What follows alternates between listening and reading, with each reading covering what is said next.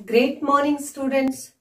I hope all are fine and safe at your home. बच्चों, आज हम हिंदी में पाठ 1 पढ़ेंगे। इसमें हम व्याकरण के बारे में जानेंगे कि भाषा क्या है, इसका उत्पन्न कहाँ से हुआ, भाषा के कितने रूप हैं, भाषा के कितने कौशल हैं, यही सब हम अपने पाठ में पढ़ेंगे। तो चलिए अब हम स्टार्ट करते हैं। Let's start. पाठ 1, भाषा शब्द। सबसे पहले क्या है, जो भाषा शब्द है इसकी उत्पत्ति कहाँ से हुई है? भाष धातु से। आप सभी धातु को जानते हैं ना। जो भाषा शब्द है इसमें जो भाष है ये क्या है, एक धातु से बना है जिसका अर्थ है बोलना अथवा अभिव्यक्त करना। मीन्स अपने विचारों को बोलना, अभिव्यक्त करना, किसी को बताना। आगे देखिए भाषा क्या है। भाषा वह साधन है जिसके द्वारा हम अपने भावों और विचारों को एक दूसरे तक पहुंचाते हैं। वह क्या कहलाती है? भाषा कहलाती है। जो भाषा है वो क्या है? भाषा में हम अपने भावों और विचारों को एक दूसरे को बताते हैं, समझाते हैं। उदाहरण देखिए, जैसे अध्यापिका बोलकर पढ़ा रही है। अब मैं क्या कर रही हूँ? आपको बोलकर पढ़ा रही हूँ। ये क्या है? भाषा का मौखिक रूप है।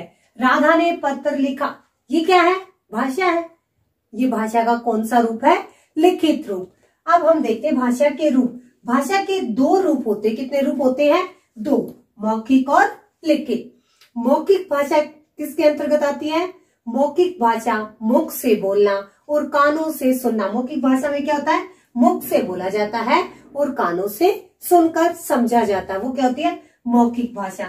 लिखित भाषा जिसमें हम लिखकर अपनी बात दूसरों तक पहुंचाते हैं, लिखित भाषा कहलाती है। जैसे राधा ने पत्र लिखा, ये कौन सी भाषा है? लिखित भाषा। राम भाषण दे रहा है। राम देखिए भाषण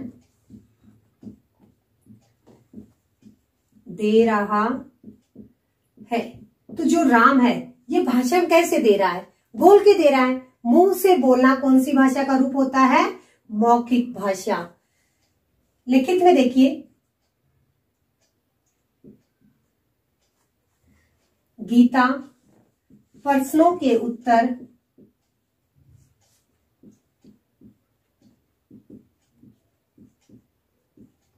लिखती है।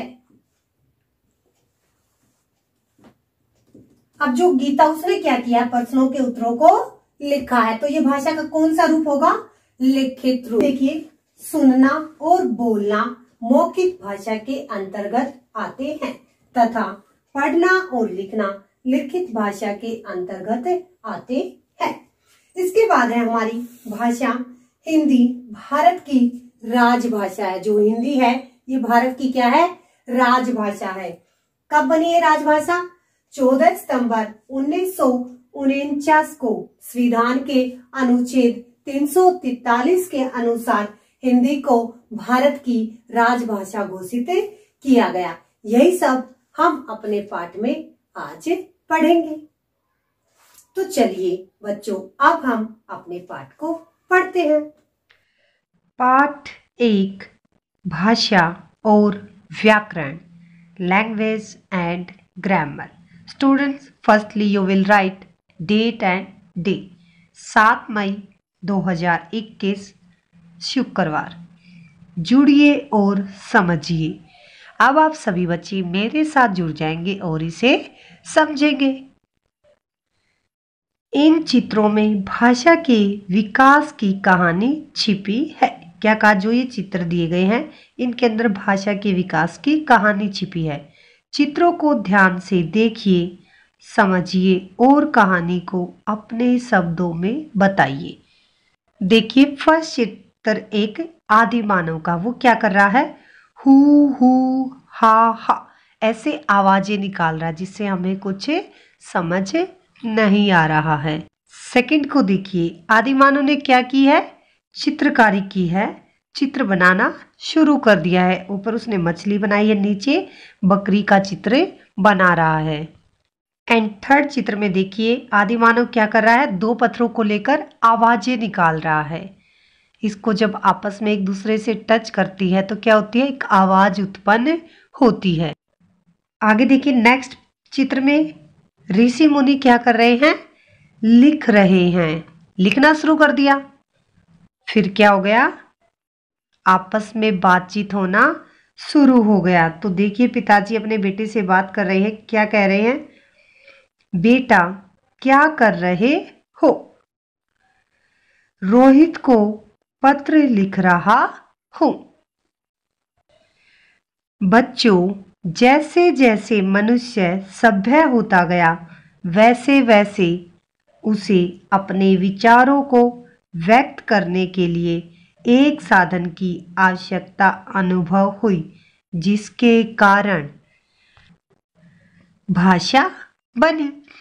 पशु पक्षी अलग अलग आवाजों द्वारा अपने भावों को एक दूसरे तक पहुंचाते हैं, परंतु वह भाषा नहीं है। इस प्रकार भाषा वह साधन है जिसके द्वारा हम अपने भावों और विचारों को एक दूसरे तक पहुंचाते हैं। क्या कहा है, भाषा वह साधन है जिसके द्वारा हम अपने भावों और विचारों को एक दूसरे तक पहुंचाते हैं। भाषा के रूप। विद्यालय में आयोजित भाषण प्रतियोगिता में मानसी ने बहुत सुंदर और प्रभावशाली भाषण दिया। भाषण सुनकर सबने उसे बधाई दी। इस प्रसंग में मानसी ने बोलकर अपनी बात लोगों तक पहुंचाई और सबने सुनकर उसे बधाई दी। यह भाषा का मौखिक रूप कहलाता है। घर पहुंचकर मानसी ने विद्यालय का यह सारा किस्सा पत्र में लिखकर अपनी सखी आरुषि को भेज दिया। पत्र पढ़कर आरुषि बहुत खुश हुई और उसने भी पत्र लिखकर मानसी को बधाई दी। यह भाषा का लिखित रूप है। क्या हुआ, विद्यालय में एक भाषण प्रतियोगिता होती है जिसमें मानसी क्या करती है, बहुत ही सुंदर भाषण देती है और उसे सुनकर सभी लोग उसकी तारीफ करते हैं। तो वह बोलना और सुनना मौखिक भाषा है। फिर घर पहुंचकर मानसी क्या करती है, अपने विद्यालय का सारा किस्सा लिखकर अपनी सखी आरुषि को एक पत्र भेजती है। आरुषि पत्र को पढ़कर खुश होती है और फिर मानसी को पत्र लिखकर बधाई देती है। ये भाषा का लिखित रूप है। इस तरह भाषा के दो रूप हैं, मौखिक, लिखित। साथ ही भाषा के 4 कौशल होते हैं, सुनना, बोलना, पढ़ना तथा लिखना।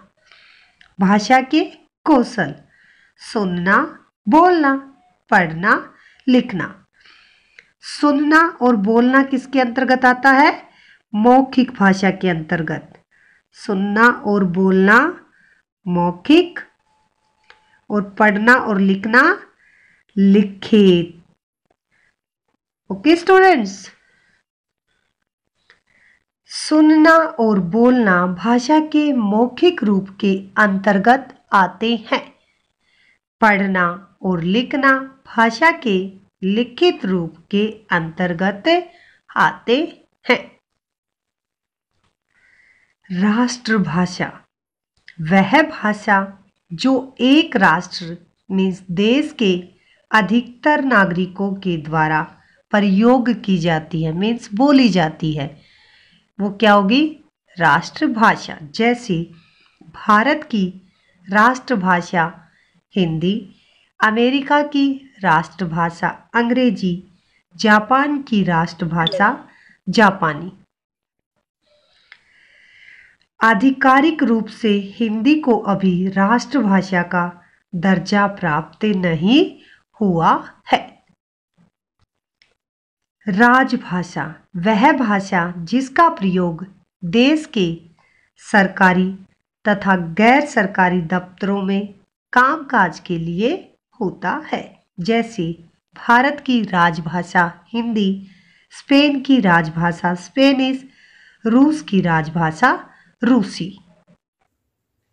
आशा है आज हमने अपने पाठ में जो पढ़ा वो आपको समझ आ गया होगा। हमने पढ़ा भाषा शब्द की उत्पत्ति कहाँ से हुई है। भाषा शब्द की उत्पत्ति भाष धातु से हुई है। भाषा का अर्थ है जिसमें हम अपने भावों और विचारों को बोलकर एक दूसरे तक पहुंचाते हैं, भाषा कहलाती है। भाषा के दो रूप होते हैं, मौखिक भाषा, लिखित भाषा। मौखिक भाषा में बोलना और सुनना आता है, लिखित भाषा में लिखना और पढ़ना आता है। इसके बाद हमने अपनी राजभाषा के बारे में पढ़ा। 14 सितंबर 1949 को 343 अनुच्छेद के अनुसार भारत में के संविधान ने इसे राजभाषा के रूप में स्वीकृति दे दी थी। यही सब आज हमने अपने पाठ में पढ़ा है। धन्यवाद। आपका दिन शुभ हो।